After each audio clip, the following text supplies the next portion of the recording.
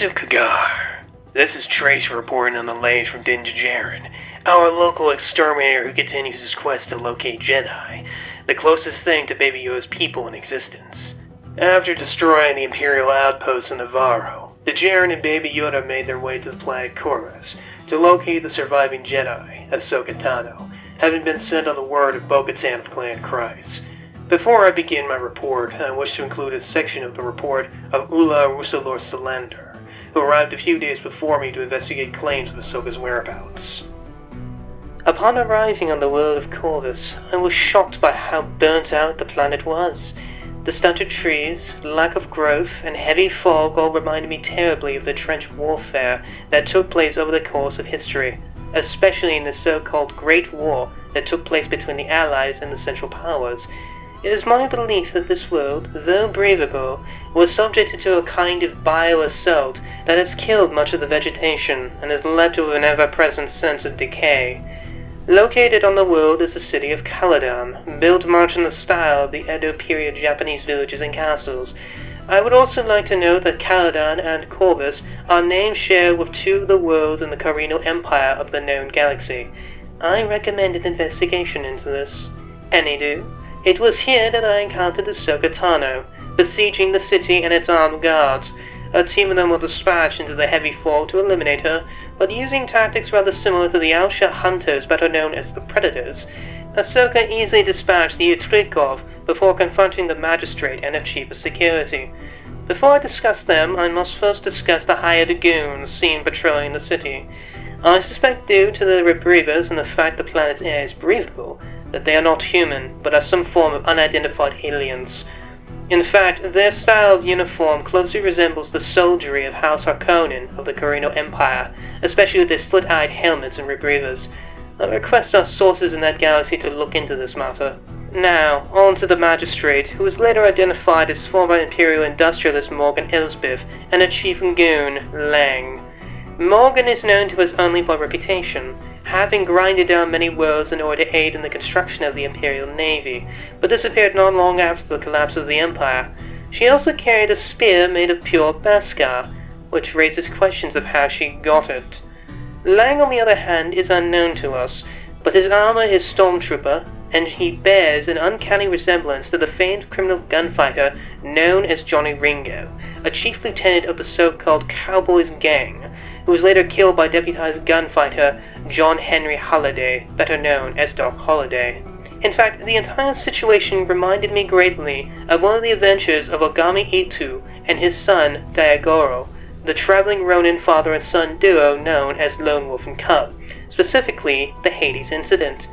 Their Yakuza gang, led by Torsillo of Clan Kushu, occupied the city, and after Ogami got into trouble with them, demanded he kill the rival governor, Sorate Gamba, of the district of Tami. This is all very similar to what happened later, which my au revoir tracer will discuss later. Anyway, Ahsoka demanded the whereabouts of Morgan's master, but she refused to give it.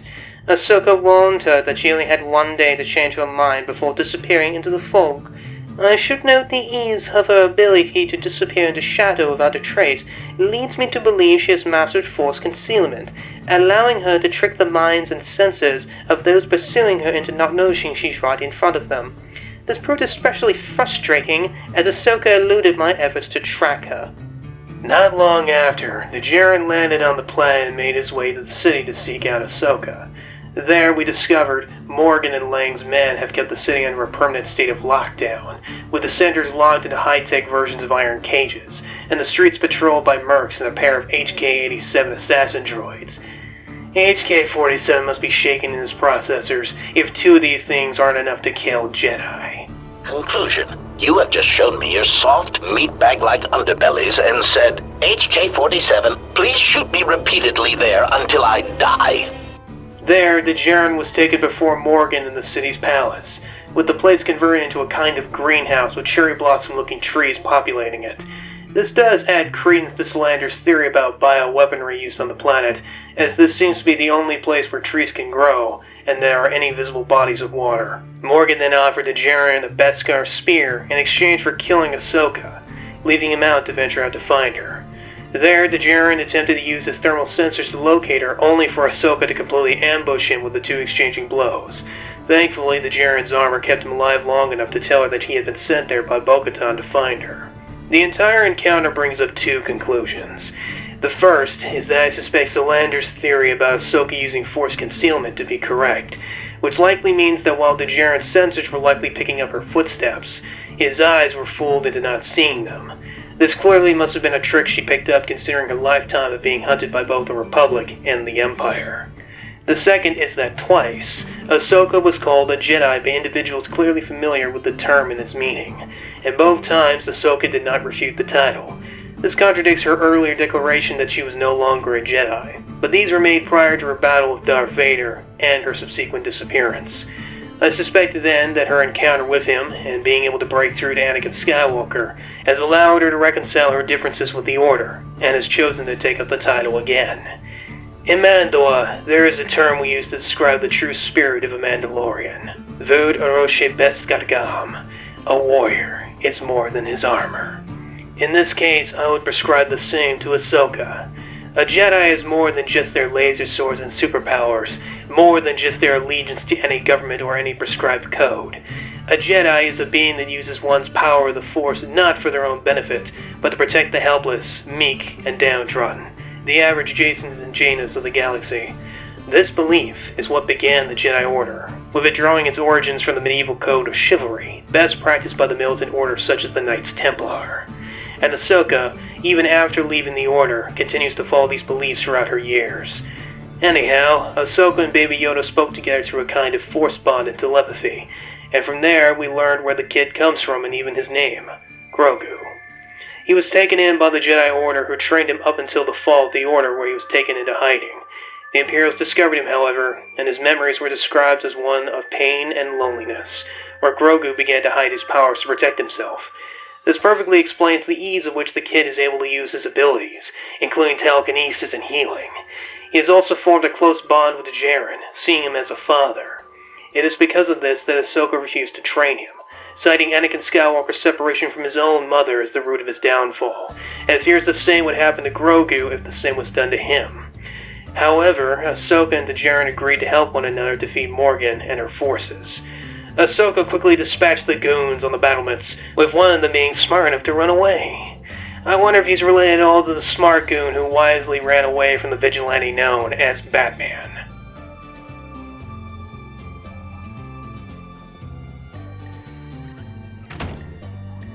Something wrong? Nope. From there, Ahsoka quickly led the goons on a merry chase around the city, picking them off in a very similar manner as the Green Beret John Rambo did the pursuing Soviet Spetsnaz in Vietnam. Murdoch. I'm coming to get you. Ahsoka then went inside to confront Morgan in a scene rather similar to the battle between the assassin known as the Bride and the Yakuza leader known as Oren Ishii, while Djarin freed the prisoners and in turn held Lang in a standoff. As Solander pointed out earlier, this mirrors Doc Holliday and Johnny Ringo's duel, including the outcome. Why, Johnny Ringo, I didn't think you had it in you. I'm your huckleberry. Looks like somebody just walked over your grave. Meanwhile, Ahsoka and Morgan fought in a duel, where Morgan displayed impressive skills with the Beskar spear, and even managed to disarm Ahsoka of one of her blades. Ahsoka, however, swiftly won the bout, and demanded the location of Grand Admiral Thrawn. This revelation provided both answers and several questions. First, due to Grand Admiral Thrawn's own martial prowess being able to defeat battle droids with his bare hands, and later the equally well-trained ISB operative Alexander Callis, it is possible that Thrawn trained Morgan on how to fight. This will display an intimate working relationship, hence why Ahsoka is hunting her. Second, due to the Beskar trade being cornered by Moff Gideon and his network, it is likely that the Beskar spear she carried was given to her by the Moff. Does this point to an alliance of convenience between the Grand Admiral and the Moff? If this be the case, I suspect then that my earlier theory that the donor, the being whose blood was used in Gideon's efforts to produce Sith troopers, may be Ezra Bridger. After all, both Thrawn and Ezra disappeared together, and now Thrawn is shown to be in operation, and Gideon having a Force-sensitive blood donor. Third, if there is such a connection between Gideon and Thrawn, why were mercenaries used instead of stormtroopers? My prescribed theory is that while there is an association, it's not close enough for Gideon to send his own troops to protect Thrawn's interests. That being said, the fact that Gideon did not choose to strike at Djarin, having likely tracked him to Corvus, does speak of them respecting each other's territorial space. Fourth, what were Thrawn's interests in this world? Clearly Morgan and her men were here long enough to impose martial law, but the town looked up to Wing as its true leader, and promptly made him the new magistrate. Despite mine and Solander's efforts to uncover what value this world has, we've not been able to, and it's not clear exactly what this place's trade is or was. After the battle, Ahsoka gifted Djarin the Beskar spear, and though confirming she will not train Baby Yoda, she gave him directions through the world of Tython. Solander has thoughts on this subject. Ahsoka told Djarin to go to the ancient Jedi temple there and place him upon a seeing stone at the top of a mountain. There he would choose his path and perhaps even attract the attention of another Jedi. I have 3 conclusions about this. First, this ritual is identical to the one Ogami Itu gave to his baby son prior to the quest for vengeance. Like there, I suspect Grogu will choose the sword over the bow and take up the role of a Jedi. Second, there are only 4 known possible Jedi in existence at the moment: Ahsoka Tano, Ezra Bridger, Cal Kestis, and Luke Skywalker. However, Ahsoka refused to train him, Ezra is believed to be in the hands of the enemy, and likely why Sabine Wren was not with Ahsoka here, and Cal Kestis is missing. That means it is likely that Luke Skywalker himself, last seen on the Emperor's storehouse of Pelio, and is believed to be looking for ancient Jedi knowledge, will be the one to answer the call. Ooh, this is all very exciting. Calm down, Solander. Oh, give me a break, Sari. This is very exciting. Don't call me that. Whatever. Third, Typhon's presence contradicts a piece of established law. Some of the archives, which are dubious sources at best, state that the world of Octu is the birthplace of the Jedi, yet others state Typhon is their true birthplace. Since Ahsoka is sending him there, what does that mean? Is Octu merely the fabrication of Imperial propagandas meant to confuse people about the Jedi? I hope so. With that concluded, I left Solander to finish documenting events on Corvus while I followed Djarin. I will be on my guard, as I suspect Gideon is close behind. Now for the damage report, and there is some debate going on with our insurance as we are not sure if they cover mercenaries who may or may not be related to Imperials.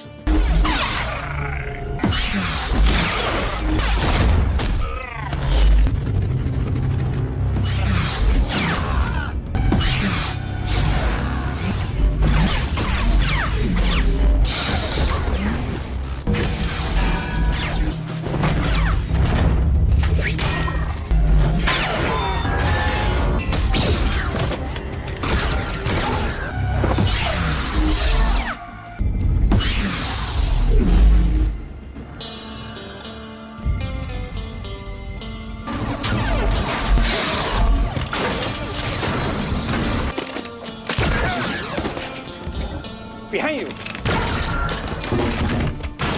Now tell me, where is your master? Man, Ahsoka's a regular Jason Voorhees. Finally, time to rate Baby Yoda's adorable scenes. And yes, I will continue to call him that. From ugliest to cutest, we have Porgs, Jar Jar Binks, Love Cats, Baby Wookiees, and Baby Ewoks. This is the place. I've detected a beacon. I'm gonna start the landing cycle. You better get back in your seat.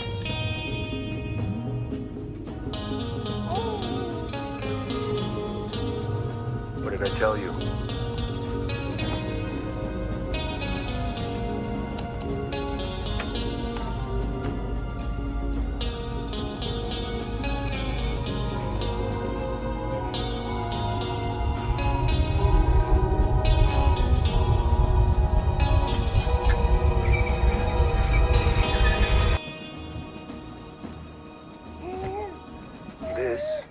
Stay in the ship.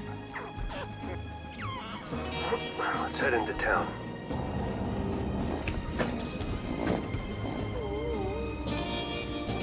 Position that may interest you.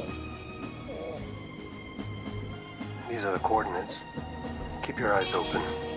We must be close. Don't worry. Sit right here. Let me see what's out there.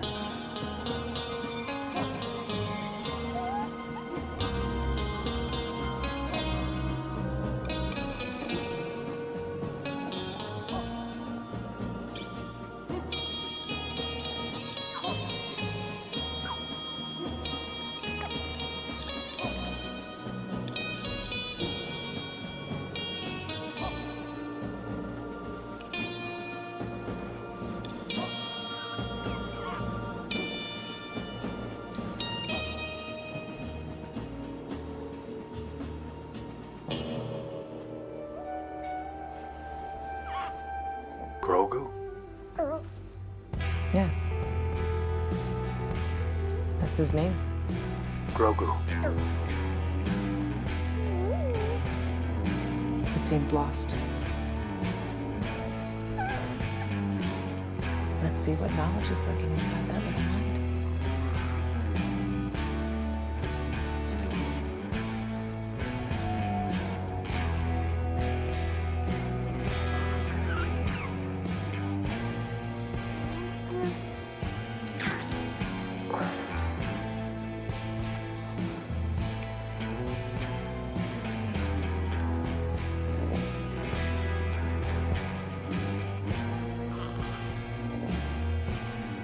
That would be a first.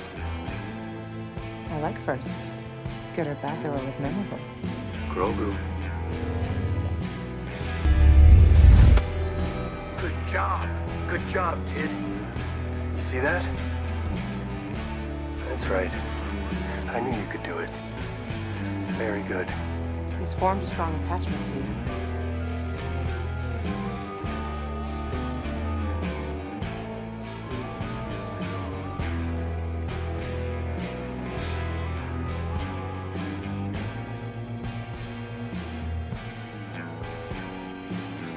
There's one possibility.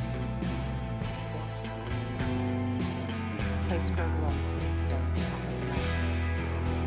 Then what? And Grogu will choose his path. If he reaches out through the Force,